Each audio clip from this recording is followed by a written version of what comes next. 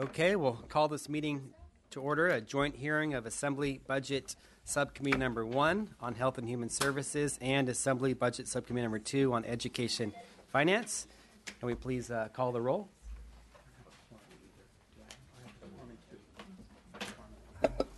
Mr. McCarty? Here. Mr. Chavez? Here. Ms. Kim? Mr. O'Donnell? Mr. Ting? Present. She's in sub one. No quorum there. Oh, we're doing one at a time. Okay. Gotcha. So we'll start as a subcommittee for sub 1 and a full committee present here for sub 2. So good morning, everybody, and welcome to this joint hearing. The co-chair of today, Assemblymember Thurman, will be here in a few moments. And today we're going to have quite a robust conversation, discussion with a few panels discussing issues related to our early childhood education system, followed by public comment, which we'll do at the very end, not after each issue, but the very end of the hearing. And certainly, as many of you know, this is a top priority for both myself and the subcommittee to focusing on reinvesting in our early education system. We know that the need is tremendous, both in preschool and child care. Certainly, we don't have enough slots for low-income kids to serve in either Head Start, preschool, or transitional kindergarten, and the same issues with child care as well. I don't need to tell you the stats, but since the Great Recession, we've lost a lot of slots and space available to serve families. We have 77 less children serving. So we're serving 70,000 less children today than we were in 2008. But we think there is some good news in the budget and from last year's budget to build upon, and hopefully today's hearing will give us a chance to consider all these options to move forward so we can reinvest in California, and look forward to hearing from the panels today. And with that, we will begin today's proceedings, and first start with issue number 1 and an overview. Okay.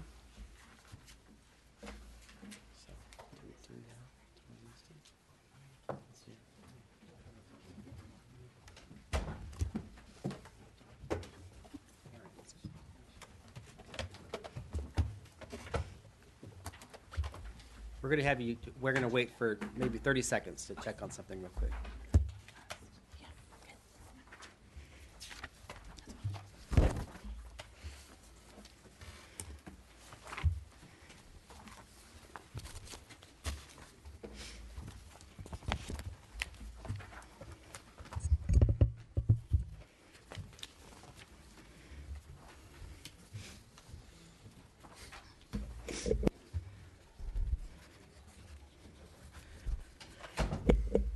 Okay. We had a special guest starting us off this morning, but she's not quite here yet. So with that, we will proceed and maybe have the LAO start with an overview of our early childhood education system in California. Okay. Good morning, members, Chair. My name is Carolyn Chu from the Legislative Analyst's Office. And this morning I've been asked to give you an overview of how our early education programs in California work. So I'm going to go through this handout, and the system is rather complex, so please feel free to stop me if there are any questions midway. So first, turning to page 1 of the handout that the sergeant just passed around, who is eligible for subsidized child care in California?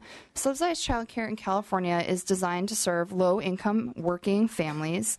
Low income is defined as 70% of the state median income, which, as last measured in 2007, that's about $42,000 annual for a family of 3.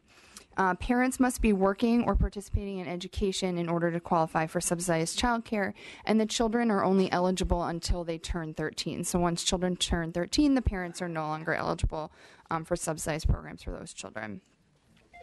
Some families are guaranteed access to subsidized childcare, particularly those families who are participating in CalWORKs. Those who are engaging in welfare to work activities are guaranteed to receive subsidized childcare. In addition, those families who formerly participated in CalWORKs are often guaranteed subsidized childcare. Those are what we refer to as our Stage 3 CalWORKs families. While that program is not technically an entitlement, the state has over the past few years treated it as one. Other low-income working non-CalWORKs families are not guaranteed access to subsidized childcare. They are served on a first-come, first-served basis and are prioritized based on their relative low-income status. So lowest-income families come in the door first. Moving to page 2, based on the eligibility criteria, families can access different programs. So you can see that all the states' various programs listed here. So under the CalWORKs Child Care Program, there are 3 stages. The first stage of CalWORKs Child Care is when families first enter the CalWORKs system when they're considered particularly unstable. When families are considered stable, as defined by the County Welfare Department, they transition to Stage 2 child care. Both Stage 1 and Stage 2 are entitlement programs. After families transition off of cash aid, and then an additional 2 years later, families will transition to Stage 3. That's the sort of the last stage of CalWORKs Child Care, and families can remain in that program until their children either age out of the program, turn 13, or the family income's out of the program, so they make more than 70% of state median income. The next program, the rest of the programs are non-CalWORKs Child Care programs, so these are designed for families that have not participated in CalWORKs. There's the General Child Care Program, the Alternative Payment Program, and then 2 programs designed for special populations, a Migrant Child Care Program and a Severely Handicapped Child Care Program, which is located in the Bay Area. Lastly, there's the Part Day State Preschool Program. This program is unique in that it can be accessed by families who are not working or not participating in education programs. Any low-income family can go into this program. You'll see that we have listed here the estimated number of slots in the current year that are number of children who are being served across all the programs.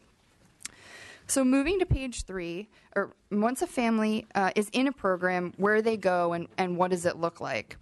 So there are 3 settings that families can be served in our various programs: centers, family child care homes, and license exempt providers. These are your family, friends, and neighbor providers.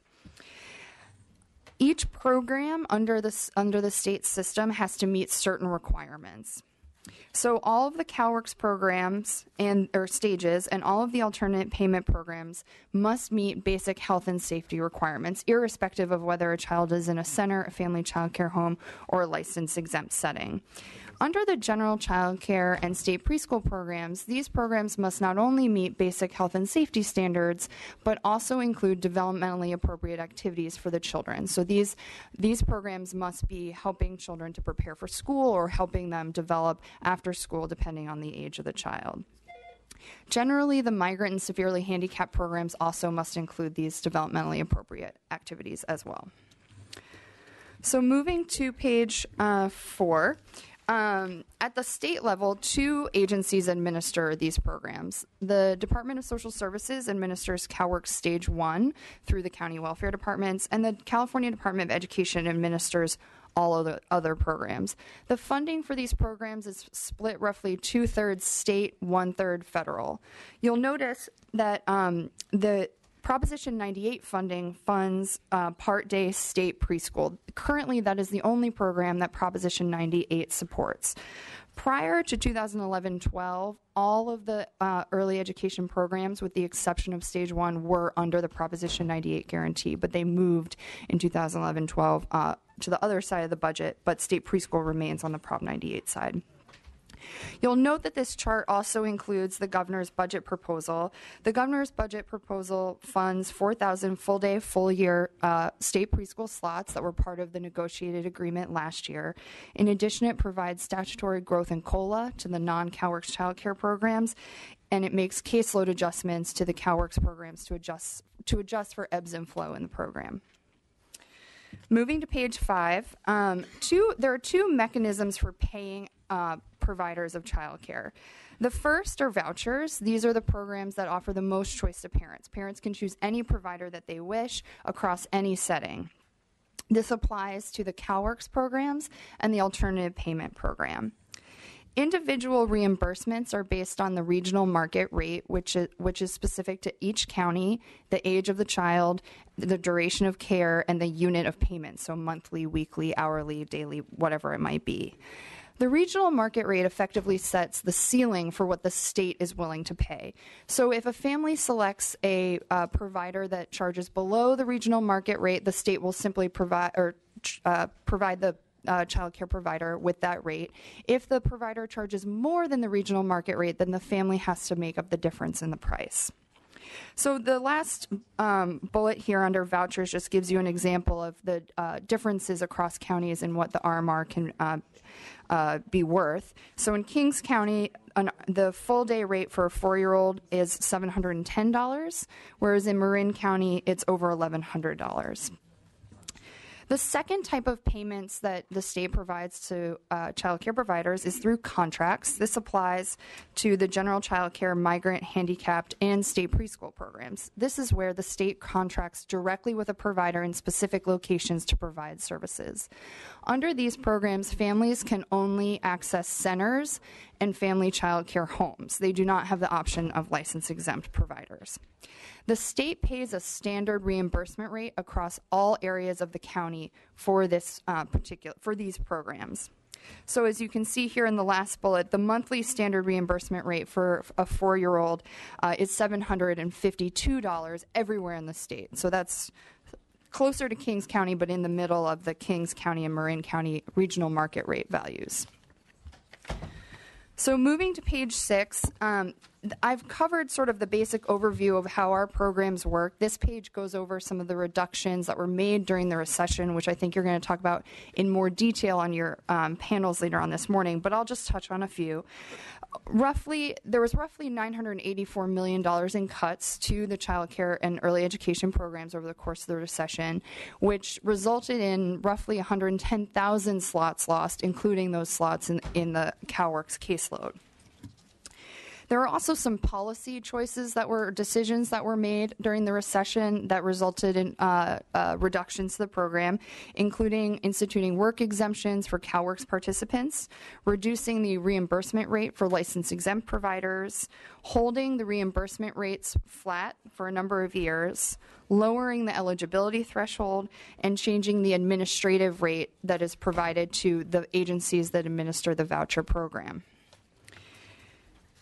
Moving to page 7, there were a number of augmentations made to the early education budget last year, totaling $281 million. It's notable that the state added 7,500 full-year, full-day state preschool slots and started a $50 million per year quality investment program that's going to be going out every year from now on. In addition, there were adjustments made to the reimbursement rates, and there were some smaller augmentations, slot augmentations made to the other programs. Moving to the last page, page 8 of our handout, last year our office issued a report that reviewed the strengths and weaknesses of the current child care and early education system. So I'll just touch on those briefly. The main strengths of the system is, one, that some families have choice among child care providers. Those families with a voucher can choose any provider in their neighborhood or near where they work. And then the second strength is that some programs are required to contain developmentally appropriate activities for the care so that children are ready for school or their education is being continued after school. These strengths, however, are also the weaknesses in that not all families receive these two benefits. Families have differing levels of access to subsidized care. Some families are guaranteed access, others are not. Families have differing levels of choice among providers. And some families receive care that include developmental standards, and other families do not. So that concludes my testimony, but I'd be happy to answer any questions. Thank you. I think we're going to take a little break here and try to establish a quorum in each of the subcommittees.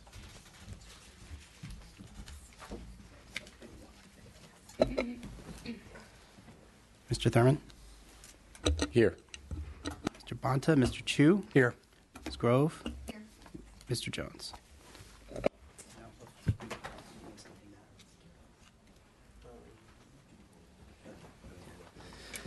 Okay, next we'll hear from Monique Ramos with the California Department of Education. Good Good morning. Monique Ramos on behalf of the California Department of Education. California has long been a leader in recognizing the value of quality child care and development programs for infant, toddlers, pre-kindergartners, and school-aged children. For more than 67 years, the California Department of Education has developed and funded agencies throughout the state so that families can find a safe, healthy, and educationally enriched environment for their children. The department maintains approximately 1,200 service contracts with over 700 public and private agencies to support services to about 250,000 children as of the 13-14 year. Contractors range from school districts, local parks and recreation districts, community-based organizations, and private agencies. In addition, the department works very collaboratively in order to provide streamlined and consolidated state plan for the early care and educational services to meet the needs of California's families and children. This collaboration includes working with Head Start and Early Head Start. The department recently received a federal grant for the department to start the California Head Start State Collaboration Office in order to provide Head Start services to rural areas of the state. The department also works collaboratively with the First Five of California to provide quality and availability to child care throughout the state. Briefly, just going over the types of care that the LAO has pointed out, the department administers the general child care and development programs. These are center-based programs as well as family child care home network programs. They provide educational opportunities that are developmentally, culturally, and linguistically appropriate for children. The department also administers the migrant child care and development programs. These are center-based programs that are open in varying lengths. So usually it's during the time of harvest in order to accommodate these parents. In addition, as of 2009-10, the department continues to administer the Migrant Alternative Payment Networks program that allows eligible parents to find programs throughout the Central Valley as they migrate during the harvest season. The department also oversees the California State Preschool Program that provides center-based care to eligible 3- and 4-year-olds. We also oversee the Severely Handicapped Program, which is located in the San Francisco Bay Area and provides care for developmentally disabled students from birth to age 21. The alternative payment programs that are funded with both state and federal dollars and provide an array of choices for parents to provide for parents so that they can receive in-home care, at a center-based center, or care from a family member. Finally, we oversee the resource and referral programs that provide services to parents and all community members about availability of childcare in their areas.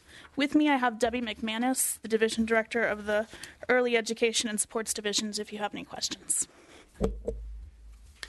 Thank you. Next, we'll hear from Kim Johnson, Department of Social Services. Good morning, chairs, members. Kim Johnson, California Department of Social Services. I'll be very brief because the LAO did provide a very comprehensive background of the CalWORks stages. Again, stage 1 is administered through our department. We are understanding the critical importance of childcare as a support to CalWORks recipients in California. It is this healthy and safe childcare arrangement that supports parents in their ability to secure and sustain employment and economic stability. All of the CalWORks stages, as we pointed out, were voucher-based programs. So there's this opportunity for parents to truly learn and understand what options are available to them and identify the child care arrangement that best suits their needs.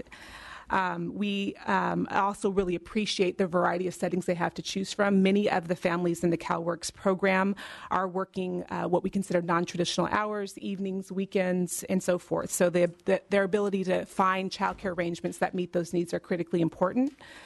And lastly, just pointing out and reminding us all that the K in CalWORks stands for kids. So we absolutely have a commitment to not only supporting the adult in the arrangements that we're providing supports for, but also the child, again, child care being that key component where they're supporting the children's development in programs. And again, I'll answer any questions if you have them. Thank you. Okay. Thank you. That concludes this overview panel.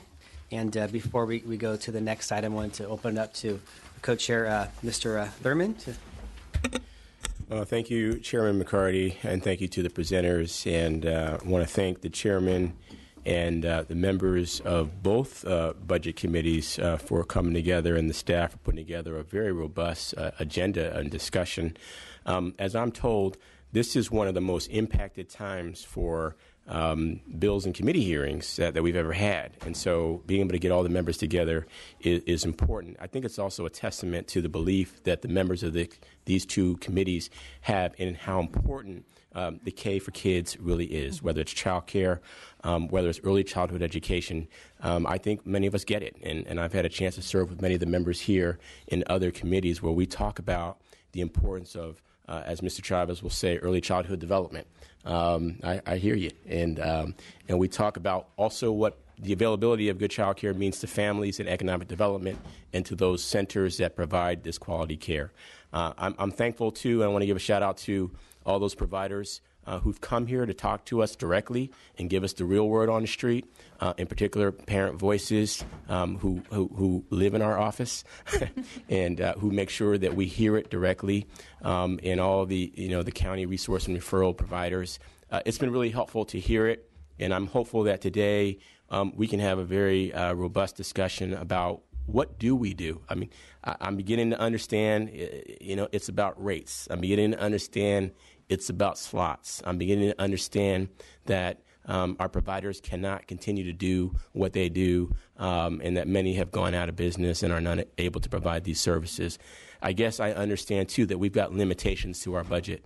And sadly, we have defunded important programs like these for so long that now the need is so great that we don't have the resources to match it. So how do we make the most strategic and the most impactful investment that we can to support our families and the K for Kids? So I'm looking forward to the discussion today and for the good work that we can do together between Budget Subcommittees 1 and 2. Thank you, Mr. Chairman.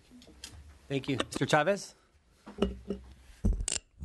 As a lot of you know, I'm pretty strong on this issue, but just to form the discussion, I think probably best maybe from the governor's office or maybe from you. Because when I read the analysis from one side, some people see this as a government taking over families. Government getting involved in the raising of children, and that's really the responsibility of the family, which I agree. I 100% agree with that. There's a role for the families. But the reality is, could you speak to the issue of what is the typical family in California? What's the problem we're trying to solve? And to give you a hint where I'm going at, right now, children in single-parent homes, single-family homes, as of I'm getting data from Kids Count, in San Francisco is 28% of the children are in single-family homes. However, in Fresno, it's 50% of the homes. So this is a home where a parent is going to work to make money to put food on the table, put a roof over the house, and where is that child when this parent is gone? Can you kind of talk to what is the problem we're trying to solve? It's not that government's trying to take over the role of the family. It's recognizing that we have a real social issue going on here when you compare one area where 28% of the families are single parent, but another one's 50%. And if you also compare, interestingly, the economic viability of Fresno, I'm picking on Fresno, but Fresno compared to San Francisco, I think there's a clear line between the structure of the families, the economies, and the care of the kids. So could one of you talked about what is the California family like? What's the problem we're trying to solve? Well, so I think that our programs each potentially try to tackle different issues, but underlying the issue being ensuring that children are safe while their parents are at work. For the vast majority of the programs, the parents must be working or engaging in educational activities in order to be participating in the care. It's only in the state Part Day preschool program where parents don't have to be doing those activities. So the Part Day state preschool program has a little bit of a different bent in that it's helping children from low-income families get ready for school, whereas the other programs may contain elements that will help the children get ready for school, but require the parents to be working during that period. In the CalWORKS program, my colleague can speak more to it. Perhaps the vast majority of the parents are single parents in the program. we don't collect the data that I'm aware of for the non-CalWORKs programs in terms of what proportion of those families are single parents, but in all likelihood, they mirror the characteristics of the CalWORKs families to a large degree. Right, and I would just add again that it is that variety of option that the parents have that support that. So again, a single parent family we are asking to do some activity around work and education absolutely needs that place to support their child. And those settings, which that's a whole other part of your agenda you're going to hear more about supply, there has to be a broad range of those settings available to accommodate the variable work schedules of families, to really especially for the youngest children, but for all, for the school-age child too, who might need some after-school programming and so forth. So really it is the supportive service of childcare that's allowing that participation to happen from the family's perspective. You didn't describe to me, what is the California family? See, a lot of people think, probably in my party, think it's Beaver Cleaver. There's a husband and wife, somebody comes home, somebody's worked, you got pearls, and I'm giving you a martini when you walk in the house. That's not reality. Right. So what is the California Where do I family? sign up, Mr. Chavez? Absolutely. I mean, obviously there's the single parent piece that we've discussed. The other is that in California, it is imperative that in most cases, both parents work. So when they're in the case that there are two-parent households, it's both parents that are out there in the workforce in some way. Again, requiring the need for childcare at a different level. So that's a key component as well in terms of the composition of the household. Thank you. I'm sure it'll come out later on. But I think, as I like to look at public policy, what is the problem we're trying to deal with? And I think when I listen to people talk, I think there's a lot of us look at family, because we're all from families, view them as we would see our own self or in our own neighborhoods, and not in reality seeing what's actually in the state of California, what's going on out there where all these kids are. Thank you. Mr. Chu? Thank you, Mr. Chair. I wasn't going to speak during this time, but because our colleague, Mr. Chavez, invoked my city of San Francisco, I wanted to make the point. Yeah. He pointed out a statistic that suggests that the number of children of single-parent families is less in San Francisco than it is in Fresno and other parts of the state. And what I want to point out is that these differing statistics really point at the same issue, the fact that we have not invested in child care and early childhood education in all parts of the state. The reason that is the case in San Francisco, I think everyone knows, we have an incredibly expensive city, and it is unbelievably unaffordable for families to live in San Francisco. And so what we've seen in the last decade is a record number of families who have left our city, literally thousands upon thousands of families who have left San Francisco and the Bay Area to move to other parts of the state. And this is driven in part because of the cost of affordable housing, in part because of the cost of living, but in large part because we don't have the child care and early childhood education programs that we desperately need to make sure that working families have an opportunity to live in our urban areas as well as in other parts of the state. So I want to just reflect on the fact that the differing statistics really are reflective of the same situation that is impacting us around California. Thank you. Ms. Grove? Thank you, Mr. Chair. In one of your statements when you were reading off of the LAO's report, you said that parents participate in this program for working families, or poor working families participate mostly in this program. And then another statement you made said that if they're on CalWORKs or welfare, they're guaranteed a slot for childcare. In the other documents that I have, it says that because CalWORKs is guaranteed a slot for childcare, poor working families, the ones that are working to get off of welfare or don't take welfare, there's a waiting list for them. Is that true? So if you come into the county welfare department and you start participating in the CalWORKs program, start participating in welfare to work activities, you are guaranteed a voucher for childcare, and you can continue to utilize that subsidy for childcare services throughout your participation on the welfare program, throughout your receipt of cash aid, and then for an additional 2 years after you end cash aid. After that time, families have typically been provided subsidized childcare in what we call Stage 3 CalWORKs childcare, but that is not technically an entitlement. So if you enter the CalWORKs door, you are more than likely going to be able to access subsidized childcare until your children either age out or you income out. of the program. If you've never gone through the CalWORKS door, you are correct in that you have to go to your local alternative payment agency or a local program and try to get into the program, and you will be prioritized based on your income. So the lowest income families get in first, and then everyone else is on the waiting list. We used to have in the state what we called the centralized eligibility list, which created a statewide waiting list essentially for our various programs. And at the time, the centralized eligibility list was cut during the recession as in order to maintain slots.